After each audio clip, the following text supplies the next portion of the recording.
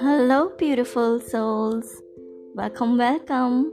This is Twani here, and I hope you are doing lovely today.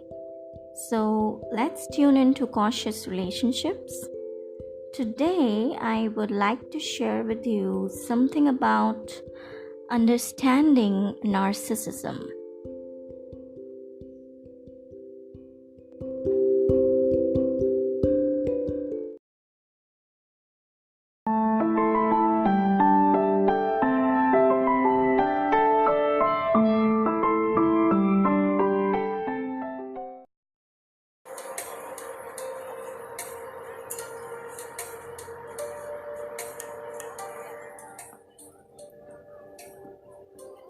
Understanding narcissism. In Greek mythology, Narcissus, a young man renowned for his beauty, sees his reflection in a body of water and falls in love with his own image. Unable to leave the beauty of his reflection, he fell to his death. And that's how the word narcissism came about. Narcissism is a term used to describe a focus on the self and self-admiration that is taken to an extreme. It involves admiration of one's own physical or mental attributes, often defined as excessive self-love. So, does that mean narcissism is bad, or is there a healthy dose of narcissism that can be used to thrive? Let's find out what is healthy narcissism first. The concept of excessive self-admiration has been explored by various philosophers and thinkers throughout the history. Sigmund Freud was one of them. He wrote a paper on narcissism in 1914, and he suggested that narcissism is actually a normal part of the human psyche, referred by him as primary narcissism. In Freud's theory of personality, people are born without a basic sense of self, and it's only through the experiences that occur during early childhood that people gain what is known as ego or a sense of self.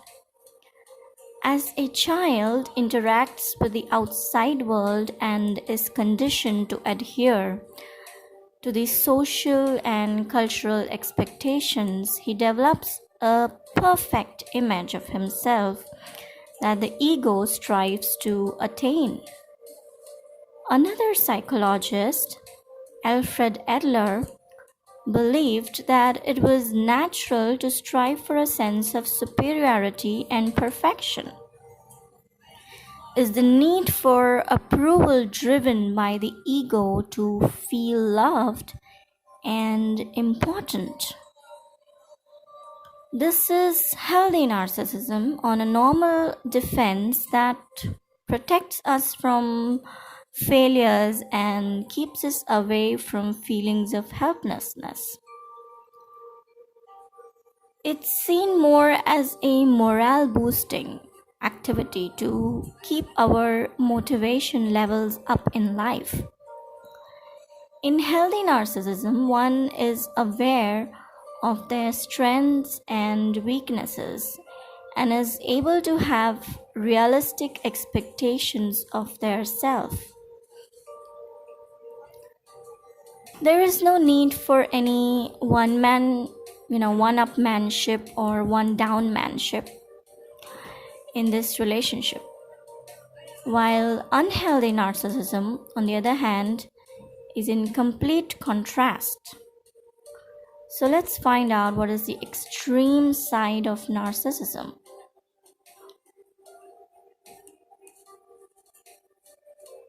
Whoever loves becomes humble. Those who love have, so to speak, pawned a part of their narcissism, as said by Sigmund Freud. Many times, people tend to confuse self love with narcissism, but there is a clear distinction between the two. Self love is important to evolve mentally, physically, and spiritually, whereas self obsession is confined to our outward perception of self, position, power, and status. Self love is triggered by sense of oneness, but self obsession is a constant struggle to fight low self esteem, insecurity, and other complex issues. Extreme narcissism can lead to narcissistic personality disorder, which is known as NPD. The disorder is caused by a severe case of egocentrism. They believe that they are superior to others and have little regard for other people's feelings, derived from arrogant pride and lack of empathy.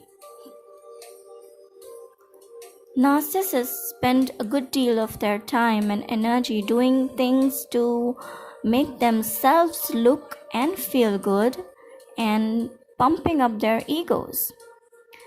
More than others, a narcissistic individual is causing damage to their own mind and body.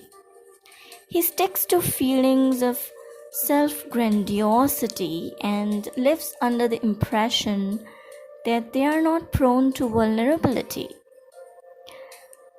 But behind the mask of this overconfidence lies this fragile self-esteem, vulnerable to the slightest criticism. The disorder interferes with the development of healthy relationships with others. The cause may be linked to a dysfunctional childhood, such as excessive pampering, extremely high expectations from parents and society, abuse, or even neglect. Much research has been done to prove that narcissism has been on the rise during the last 30 years, especially among young people. People are paying more heed to entitlement instead of enlightenment.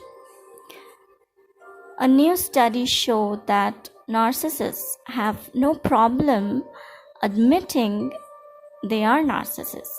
Even the word selfie and what it stands for has a rather narcissistic implication, don't you think? People suffering from extreme narcissism need healing. More than anything, working on their thought patterns is a necessity, since that distorts their self-image, and to help them create a more healthy and realistic self-image. All human beings crave intimacy and love, and to experience the same, one has to be vulnerable and free. Narcissistic leaders and corporate owners rule us. Being profit-oriented and pragmatic is easy to achieve, but being selfless to help one another takes some courage and is rewarding in ways that is good for the soul and mind, right? If you identify yourself as a narcissistic, or if you know someone who shows these traits, few things can help you deal with it. First of all, be compassionate. Be compassionate towards oneself and others. Understand that everyone makes mistakes, and in those mistakes lies valuable lessons of life. Learn from them and evolve. Secondly, understand emotions. Understand your feelings which are driving you crazy, and then tell yourself that it's momentary and you are capable of converting that feeling into something positive. For example, if you fear that you will fail and it has left you feeling anxious, encourage yourself into believing that you won't fail. Narcissists have the need to be constantly admired. Here, it is a good idea to remind yourself that your existence is a beautiful creation in itself, and you don't need laurels to prove your worth constantly. Thirdly, you can embrace nature. Nature heals the body and mind in more ways than one. It expands our thinking and teaches us to appreciate its natural raw beauty. When you're too absorbed in yourself, you fail to enjoy the simple joys of life. So observe your surrounding, go to beautiful places, not with the idea of vacation, but to unravel the unknown that lies within. The first act of awe when man was struck with the beauty or wonder of nature was the first spiritual experience. Fourthly, you can let go of insecurities. Having insecurities blocks your flow of energy in the mind and body, as few muscles and nerves always remain tensed. Insecurities won't help, it will only worsen the problem. In fact, insecurities attract more negative energy and successfully execute Murphy's Law. Murphy's Law states that anything that can go wrong will go wrong. So just breathe and take one day at a time.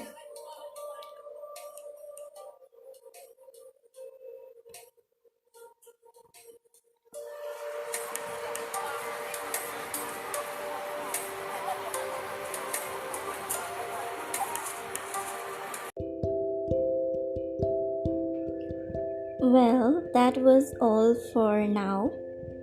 So stay tuned till my next episode. The purpose is to share and spread love. God bless you in your beautiful journey of life. And please share this episode so that more and more people can benefit. And click the subscribe button and especially the bell icon for my YouTube viewers so that you get notified every time I upload a new episode. And you're more than welcome to join our Facebook group, Conscious.Relationships, or follow me on Instagram, Conscious.Relationships. The link is in the description box below or in the About section. Okay, so I'll leave you with that. Thank you so much for listening and have a good time. Bye-bye.